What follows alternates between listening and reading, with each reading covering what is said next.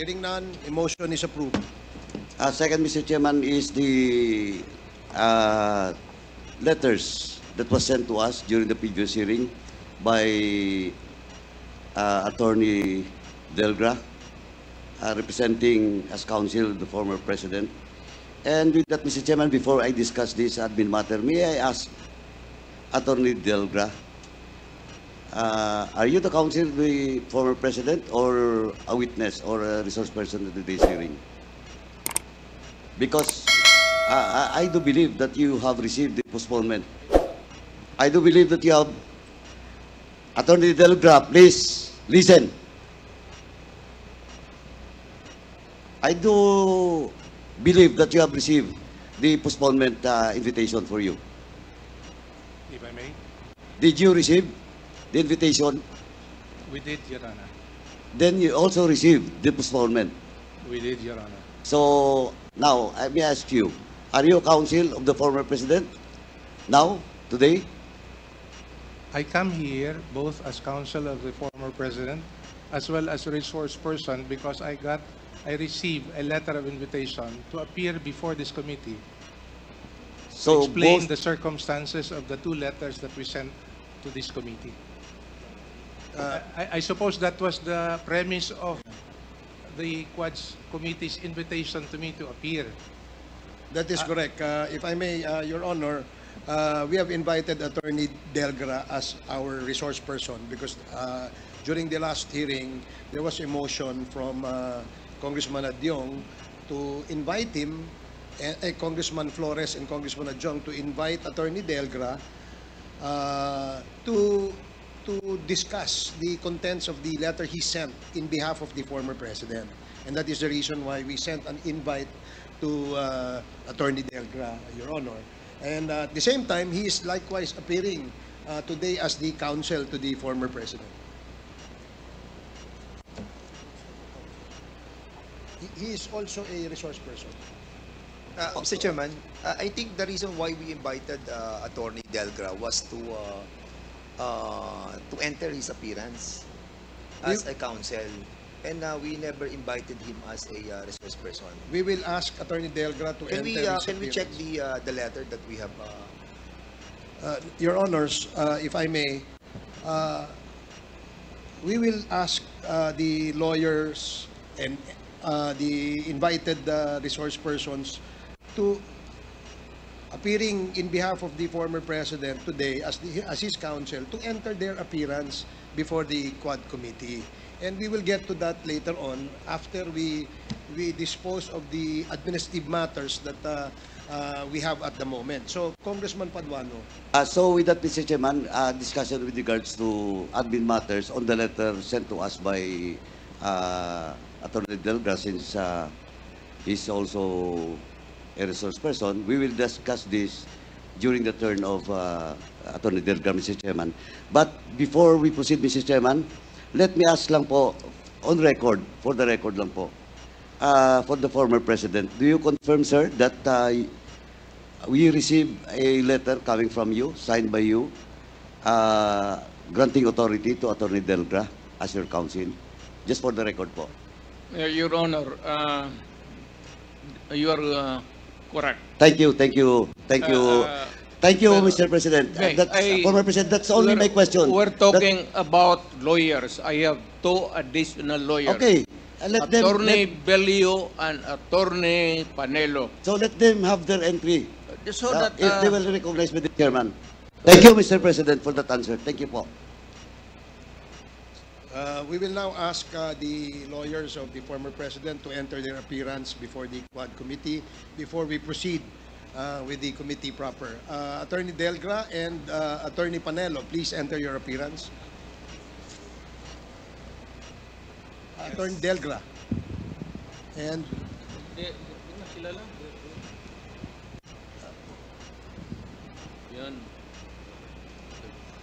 Your Honors, entering my appearance as counsel for former President Rodrigo Roa Duterte, Your Honor. okay, thank you.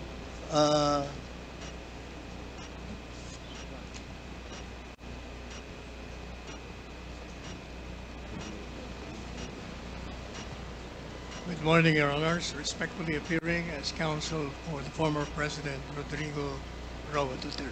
Okay, thank you, Attorney Panelo. Please proceed, Congressman Paduano. Mr.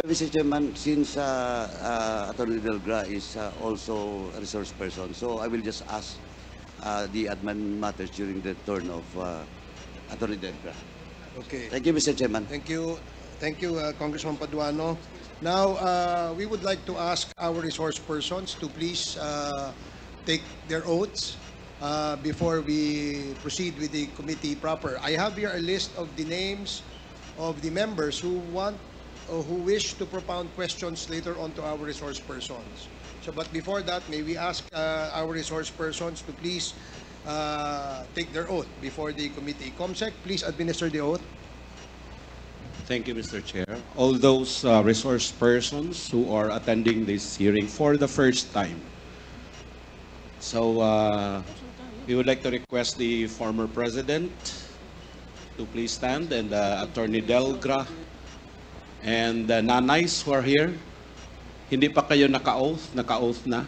Yung hindi pa naka-oath, Yung pong hindi pa po nakakapag-oath, pwede pong tumayo tayo at mag-oath po tayo. COMSEC, please proceed. okay. Please raise your right hand. Do you swear to tell the truth, the whole truth, and nothing but the truth in this congressional inquiry, so God may help you? They said in the affirmative, sir. The oath has been administered. Thank you very much to our resource persons. Thank you very much, COMSEC. Now we will proceed now with the interpellations. I have here a list of names of the members who wish to ask questions. The first to follow the tradition of the House, where we give the first crack of asking questions, is from the member of the minority. Congressman Arlene Brosas, you are now recognized. You have 10 minutes. Thank you, Mr. Chair. Maraming salamat, Mr. Chair. Magandang umaga po sa ating lahat. Mr. Chair, first of all, siguro i-reiterate ko lang yung kaninang sinabi ni Chairman Benny Abante na we would like to remind na wala sanang mga Excuse salita. me, Congressman Brosas, I'm sorry. This is a oversight on my part. Meron pa hong nasa agenda. I am really, really sorry, Congressman Brosas. We have invited members from, what group is this, DSJJ? May I have the list of the names? So, bigyan po namin kayo ng pagkakataon na magsalita, pero 2 minuto lamang po. Kung maaari, iksian nyo po kasi po ayaw po nating tumagal bago po tayo mag-proceed sa ating pagtatanong. So the first, who's going to be recognized first? Okay. Opo. So we first recognize Father Flavi Villanueva. You have 2 minutes, Father, kung maaari po. Yes. Magandang umaga, Chair. Magandang umaga po sa lahat dito. Ako po ay si Father Flavi L. Villanueva, SVD. Isang pare na nakakita, nakasaksi, at patuloy na kumakalinga at naghahandog ng paghilom sa mga balo ulila na biniktima ng war on drugs noong nagdaang administrasyon. At dito ay nakita ko ang kawalan ng katarungan, kawalan ng sistema, at higit sa lahat, ang karumal-dumal na pagpatay sa mga nasalaylayan. Aldrin Pineda, 13 years old. Bakit ako pinatay ni Omar? Si Omar ay isang pulis sa Tondo. Micah Alpina, pangarap ko maging pulis. Pero pulis din ang pumatay sa kanya, 3 taong gulang. Erwin, 29 years old, ipagluluto kita ng pansit, bibili lang ako, pagbalik ko, pagdiriwang natin ang kaarawan mo. Hindi na siya bumalik at 6 na bala ang tumoda sa kanya. Naka-civilian, pero kompleto sa battle gear. Si Berto, ganun din. Ang huli niyang wika, papasada lang ako ng tricycle, pagbalik ko, pagdiriwang natin ang birthday mo, mahal. Civilian ang pumatay, pero tinorture, tinago, bago pinasabog ang bungo. Kung nagkaroon ng kawalan ng sistema sa pag-imbestiga, nagkaroon ng sistemang pagpatay sa kanila. Mahigit 200 ang kasama ko sa baba. Lahat sila may kwento. Lahat sila nawalan. At ang nawala sa kanya ay ang mga taong bumubuhay sa kanila. Katulad doon na sabi ko sa Quadcom, bago ko ibigay yung microphone sa mga kasamahan kong naririto sa pangunguna ni Randy De Los Santos, na siyang kumakatawan sa program Paghilom at susunod magsasalita. Sabi ko sa Senado, kung mayroong sistemang pinagmamalaki, kung mayroong baril na ginamit ang mga nanlaban at tunay na nanlaban sila, then, Mr. Chair, let it be. Let it happen today. Let it happen in this Quadcom. Let us call the directors of operations and ask ilang baril ang naroroon sa kasalukuyan. Then we would know kung ilan po ang tunay na nanlaban, kung meron talaga na nanlaban. Those firearms would have corresponding reports attached to them. It should have. Then we would know the real reason, if it's a myth, kung gawa-gawa o totoo. But because what we know is that what happened in Davao simply was replicated nationwide. I will park for the moment and allow the victims that I'm with to speak, beginning with Mr. Randy De Los Santos, the uncle of Kian De Los Santos. Okay, maraming salamat po, Father Flavi. Thank you for cooperating. Sa lahat po ng tatawagin namin, pwede pong maiksi lamang po, ha? The next is Attorney Cristina Conti, NUPL NCR. You have 2 minutes. Yes, thank you, Mr. Chair. Mr. Chair, Your Honors, we are here as lawyers, advocates, and supporters of victims of extrajudicial killings during the time of President Rodrigo Duterte. We charge him as liable for crimes, the most heinous of which would be crimes against humanity in the acts of murder and other inhumane acts. And these acts would include illegal and wanton arrests and detention, torture, harassment, violations of the right against self-incrimination, and most critically, violation of the right against due process. He is liable under the principle of command responsibility as the most senior leader, as the commander and the superior authority over police and other state security forces.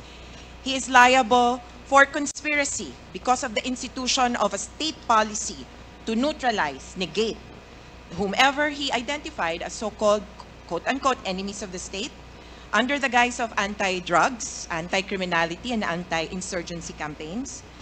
He is liable as a principal by inducement or a principal by indispensable cooperation, having ensured that these killings and these crimes are committed with horrifying impunity.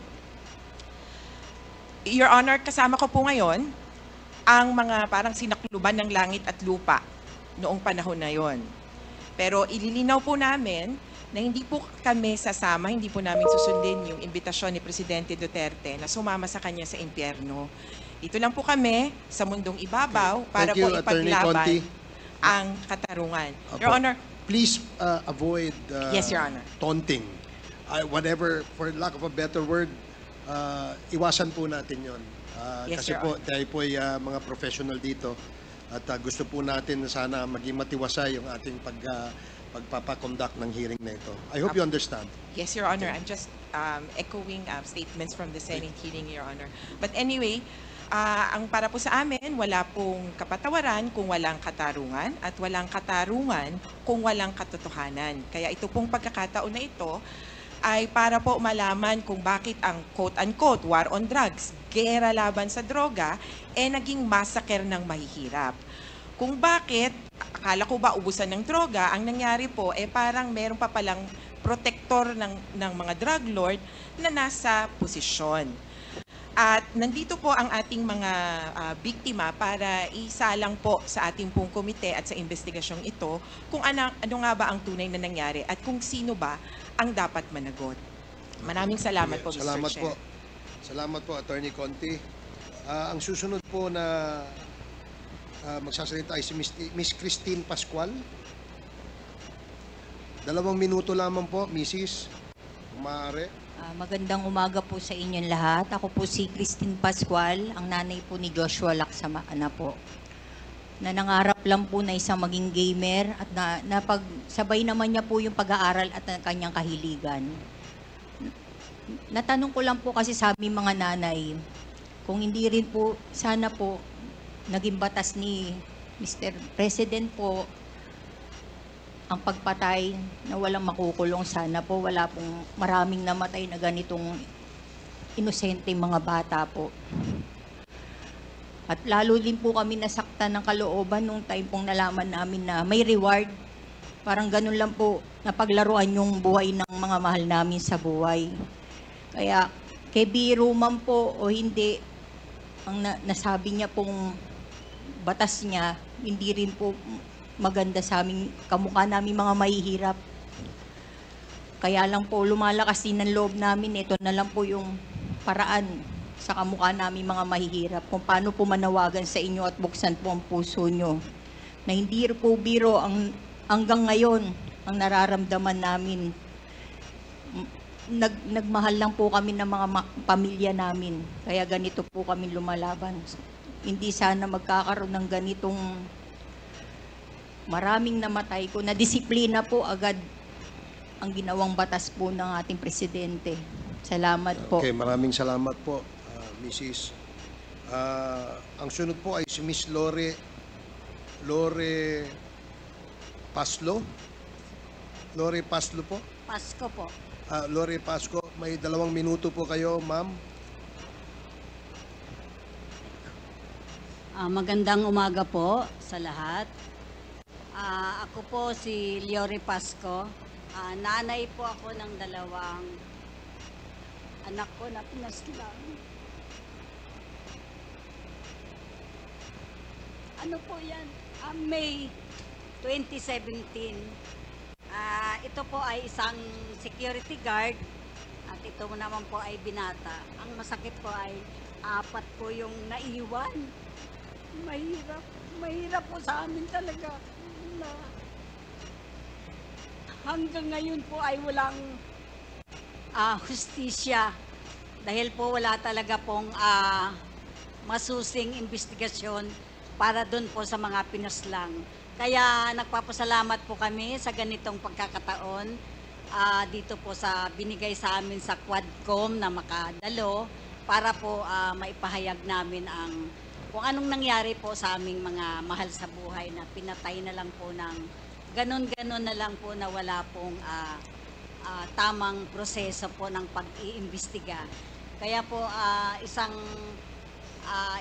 ano rin po na kahit alam po namin talaga sa aming kalooban na talagang siyempre natatakot po kami. Pero ngayon po ay nakaharap na po namin si Presidente Duterte at sana po ay hinihiling namin na talagang lumabas po ang buong katotohanan na para po magkaroon na ng katarungan ang lahat po ng mga pinaslang, hindi lang po ang aking anak, kundi po lahat po ng mga pinaslang nung panahon ni Pangulong Rodrigo Duterte, yung madugong patayan po ng war on drugs. Maraming salamat Sige po. po, salamat din po. Ang huling magsasalita ay si Miss Mary Ann Domingo. May 2 minuto po kayo, ma'am. Magandang umaga po sa inyo lahat. Ako po yung asawa tsaka ina ng pinaslang noong September 16, 2016 po. Narito po ako na nagpapasalamat na mabigyan ng pagkakataon na makapagsalita. Sa totoo lang yung war on drugs, lubos kaming nawalan ng dignidad. Inalisan kami ng dignidad ng mga may halos naging kontrolado po ang ginawa ng war on drugs.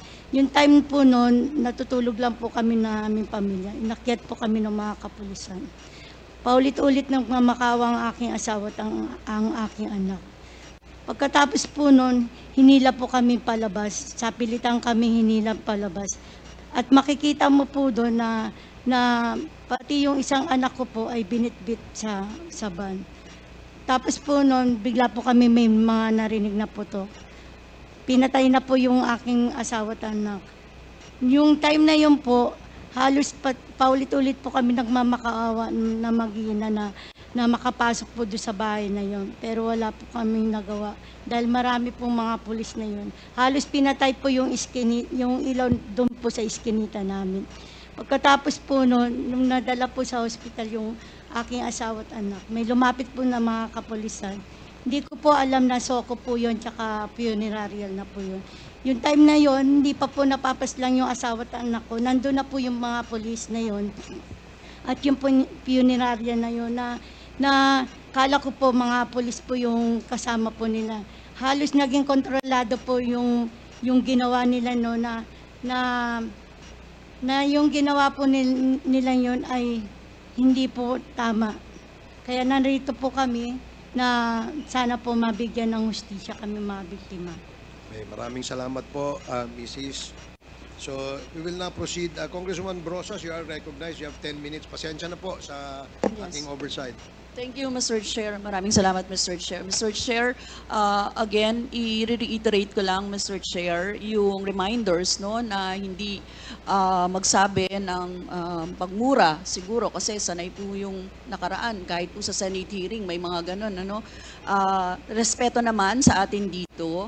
And sana po concise sa pagsagot. Kung ano lang ang tanong, yun din lang ang sagot. At mag-defer ng i-defer ang mahahabang explanation kasi nakikita nyo naman, Mr. Chair, madami talagang gustong magtanong ngayon eh. Kaya sana po ganun yung ano, no? And simple lang naman po yung mga tanong ko. It has to do with kung ano din yung mga sinabi ng dating Pangulo doon sa Senate hearing. Yan, Mr. Chair. First, yung observed decorum. Tapos, syempre, tulad po ng sinabi ni Chairman Abante, hindi po tayo mangingimi na mag-point of order kapag nilabag po itong mga ito. Yun. Now, Mr. Chair, I would like to direct my questions, Mr. Chair, to Rodrigo Duterte. Mr. Chair, noong October 28, sinabi ni dating Pangulong Duterte, under oath, sa harap ng Senado, and I quote, I and I alone take full legal responsibility sa lahat na nagawa ng mga pulis. Pursuant to my order, ako ang managot. At ako ang makulong, wag yung pulis na sumunod sa order ko. Ang tanong natin, Mr. Chair, the families of innocent extrajudicial killing victims are present. Yun po yung pinagsalita nyo kanina. So can the former president look them in the eyes and say once more that he takes full legal responsibility for the deaths of their loved ones, Mr. Chair?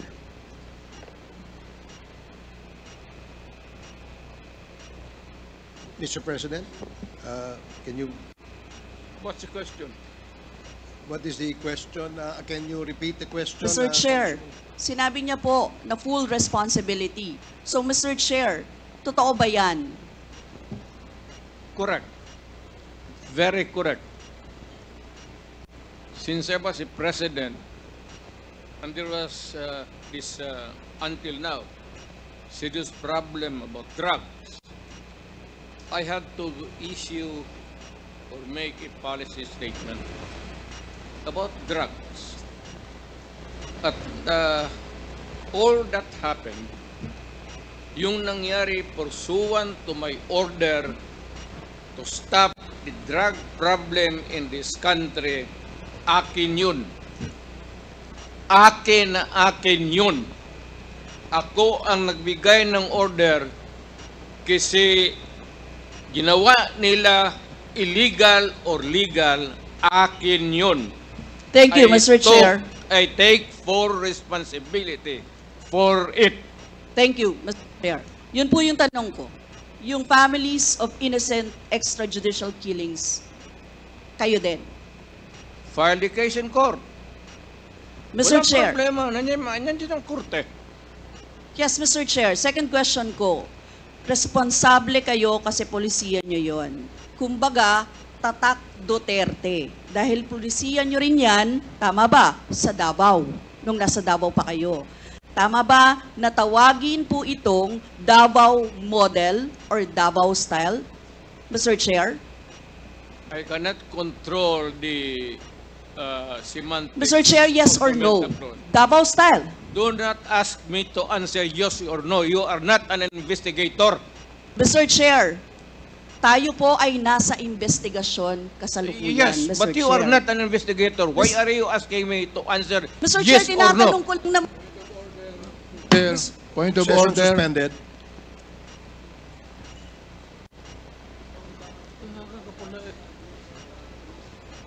Point of order, Mr. Chair. Ano ka, police? Point of order, Mr. Chair. The session is suspended for the meantime, so please, let's take time to calm things down, okay? Para ho maayos ang ating hearing sa ngayon.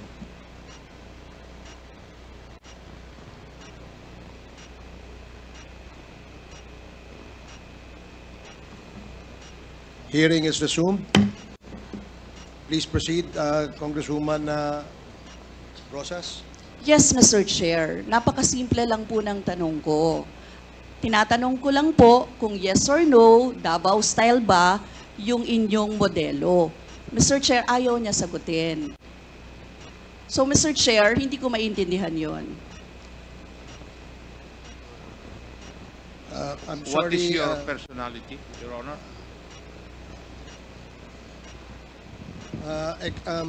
If I may, Secretary Bello, we normally, the committee does not allow the counsel of the witness to speak because the role of the counsel is limited only to counseling his client on his rights. Hanggang doon lamang po. But we cannot ask you to answer any questions that will be asked by any of the members. And that is what Thank you, is in Your the Honor. rules. Thank you, Your Honor. Actually, I'm not answering the question of Congresswoman Rosas, Your Honor.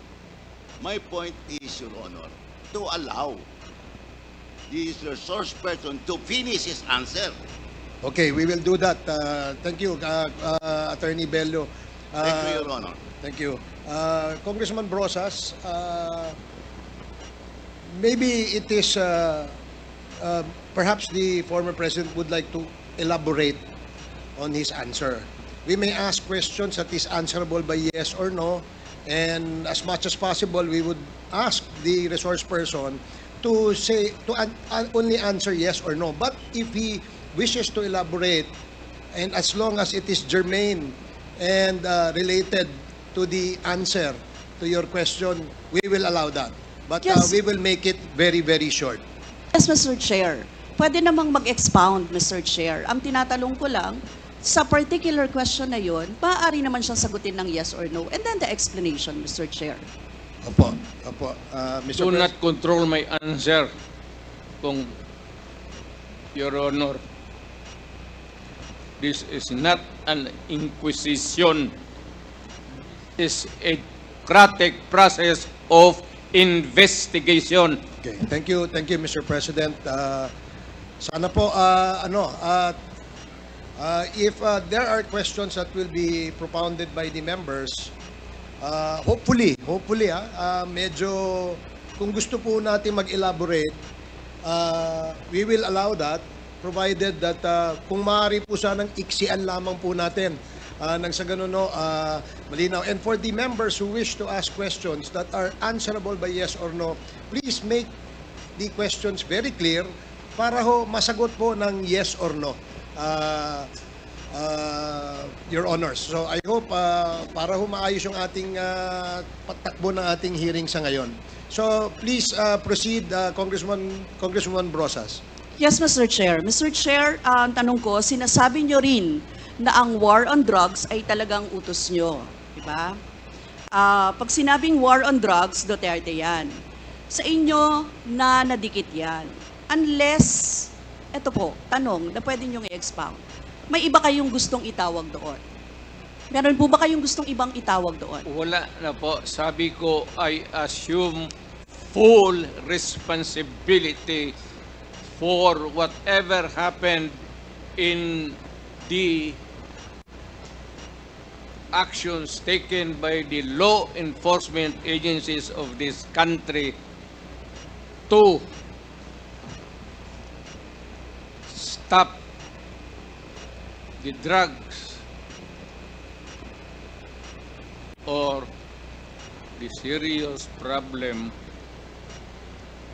of the drugs affecting our people. Mr. Chair, next question. Nung naging mayor po kayo, sabi nyo naging safe ang Davao. Tama po ba? That would be that should be answered by a third person. I would not be answering that. It would be presumptuous of me to conclude. Hindi ako magsabi. I never said that Davao City was not publicly. Mr. Chair, as mayor, masasabi nyo na naging safe ang Davao sa panahon nyo? Talaga. Kasi walang kriminal sa kalye? Talaga. Walang snatcher? Walang snatcher. Walang akyat bahay? Walang akyat bahay. Walang magnanakaw? Walang magnanakaw. Walang mamamatay tao? Walang mamamatay tao. So yun po lahat? Yes. Oh. So walang mga kriminal o walang insidente ng kriminalidad, bakit po? Merong mga insidente, not totally. It would be a dream of a city not to have any criminal incidents or violence. Pero overall, Davao City was safe. If the test or standard would be that a citizen of the city can walk all over the city and men and children can go home safely, unmolested, undisturbed. That was the standard that I gave to the police of Davao City. Mr. Chair, I would like to ask, hindi ba nagkandamatay sila sa panahon na yon? Marami po. Sino-sino po ang mga pumatay? Wala akong listahan yan, ma'am. We have to go to the tawag nito. Hindi ko bit-bit. Ang bit-bit ko lang ho yung hindi. Mr. Chair, I would like to ask again, sa inyo po na karanasan, kayo mismo ba pumatay? Ako? Marami. Mga 6 o 7. So Ewan what? ko kung natuluyan yung, hindi ko na follow up sa hospital kung natuluyan.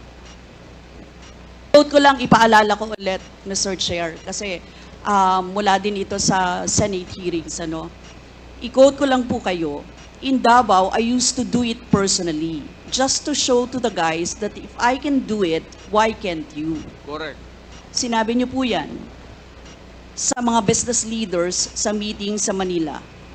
At kung paano niyo ginode ang mga police officers to gun down suspects. Tama po ba? Yes, if they present a violent resistance, that's the only thing there. You can kill the criminal if you are personally in danger of losing your life too. But hindi mo pwedeng patayin yung kriminal na nakahandcuff o nakatali. Hindi trabaho ng lalaki yan. Ito pong second, Mr. Chair, na quote, kayo rin ito. And I'd go around in Davao with a motorcycle, with a big bike around. And I would just patrol the streets looking for trouble also. Manila Times po ito. I was really looking for a confrontation so I could kill. Sinabi niyo po ito. Yes. Nagdadasal po ako na nagmumumtor ako na may mag-hold upper dyan. At kung maabot na kita, talagang patayin kita. At kung basta kriminal ka, wala akong pasensya sa kriminal. Pagka lumaban, patayan. So, Mr. Chair, kanina po kasi sinabi ni Duterte na he takes full legal responsibility. Yes. Siya ang mananagot at Yes. makukulong sa ginawa ng mga kapulisan. Yes. Kung sa inyo po ang policy, inaako nyo rin ang accomplishment nito. Yung lahat po, kasi kung naaalala ko sa war on drugs, yung mga accomplishment, may nahuli, nagbebenta, gumagamit, gumagawa ng droga. Lahat yan. Ma'am, if you are the city executive or mayor, lahat ng utos mo na ginawa ng police and all the consequences, sagot ko yan. Pati ang ginawa ng police, sagot ko yan. Pati po yung accomplishment kung may nahuli, enforcement of law yun. Accomplishment din po yung na-confiscate na drugs. Tama ba? Lahat ng trabaho ng police, because you are the mayor, inutos mo yan, and the consequences, or sometimes an incident can go right and go wrong. Protektahan ko yung police kasi ako ang mayor. Hindi magtrabaho yung police, matakot yan kung hindi mo bakaban. So lahat ng trabaho ng police, nung ako'y mayor, for the longest time, akin yan. So, Mr. Chair, alam niyo po ba kung ilan ang arrested sa mga drug operations at how much ang drug na na-seize nung time na yan?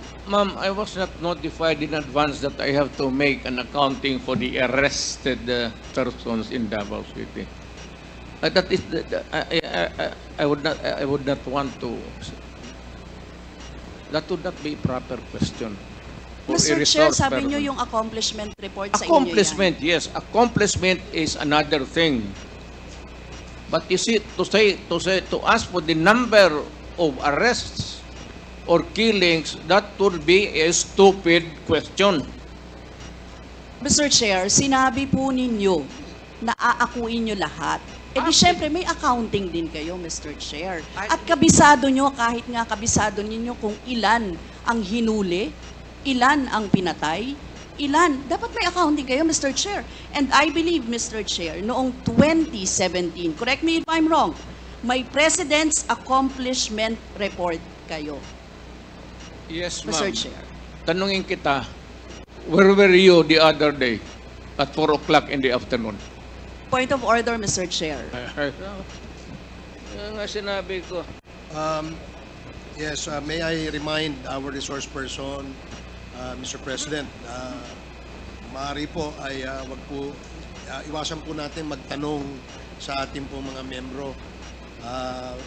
Please answer the questions lamang po at refrain from asking questions to the members of Congress. Yan po ang nakasaad sa ating rules. Please continue, Congresswoman Brosas. Thank you, Mr. Chair. I'm sure alam po yan, no, ng former President kasi siya ay naging miyembro din ng Kongreso, Mr. Chair. Yes. Yes, Mr. Chair, 2017 President Accomplishment Report meron, sinabi nyo rin naman. Ngayon, Mr. Chair, kung ganon, handang mag-cooperate ba ang dating Pangulo sa lahat ng investigations na gagawin, Mr. Chair? All investigations. What do you mean by lahat? How many investigations do you think that I have to participate? Point of order again, Mr. Chair. That's a 1 minute suspension. Walang pre.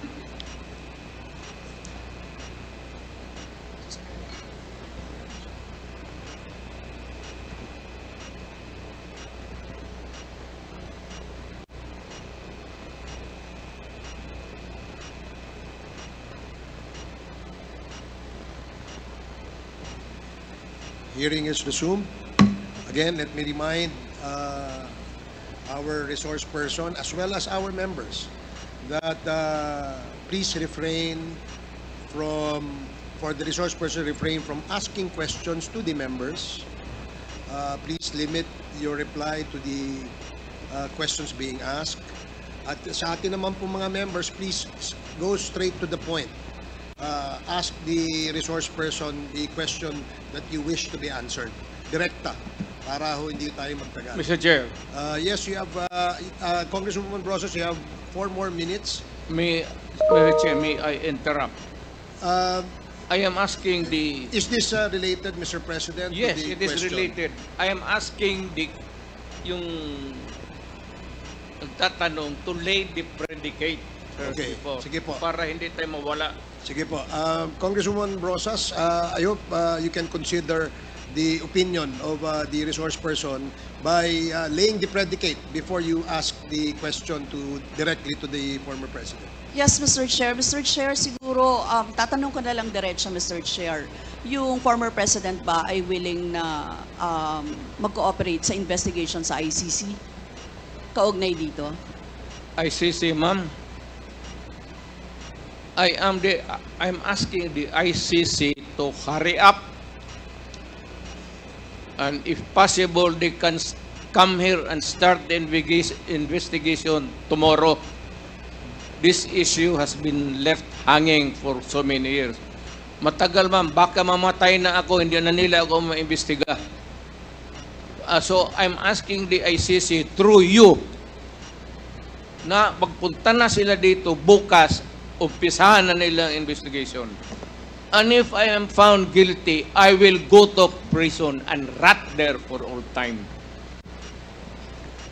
Mr. Chair, balikan ko lang yung isa ko pang tanong, Mr. Chair. Ito sa Senate hearing dito, Mr. Chair. Sinabi ni former President Duterte, encourage the criminals to fight. Encourage them to draw their guns. Yan ang instruction ko. End of quote. And the only way na hindi kayo makulong and to justify the killing is bigyan mo talaga ng panahon na lumaban.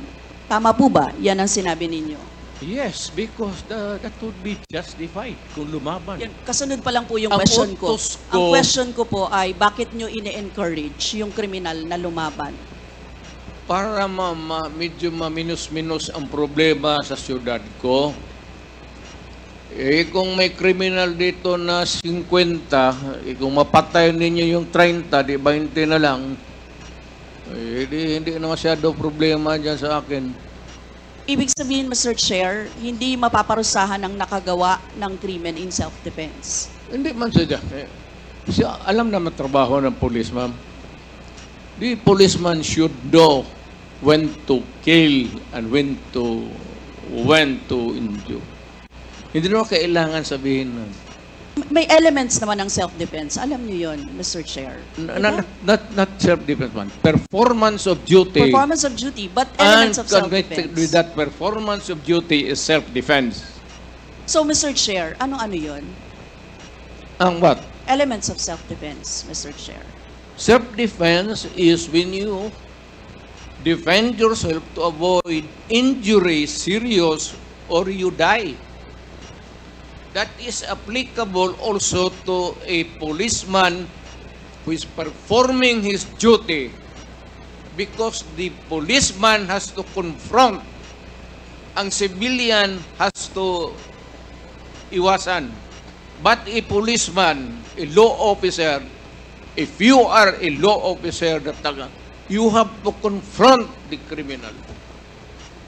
Ang sanabi ko sa kanila, huwag kang pumunta dito sa akin isina na may sugat ka, sipain kita, patayin mo. Bakit ikaw ang may sugat? Wala akong my language is brutal and raw for criminals. Wala akong pasensya, ma'am. I've been a prosecutor for 9 years. Talagang sinabi ko, pag hindi na mahinto yan, patayin mo na yan. Huwag mo nang pabalikin niya dito sa opisina ko. Thank you, really Mr. want Chair. to know the truth? Ganon. Last two questions, Congresswoman Rosas. Yes, Mr. Chair. Mr. Chair, gusto ko lang sabihin na sa elements of self-defense, first, dapat unlawful aggression. Second, reasonable necessity of the means employed to prevent or repel it. And third, lack of sufficient provocation on the part of the person defending himself. Mr. Chair, now I would like to direct my question to sa victims po, si Cristina siguro at si Lori or si Mary Ann, Mr. Chair. Ano po yung sirkumstansya or kalagayan ng mga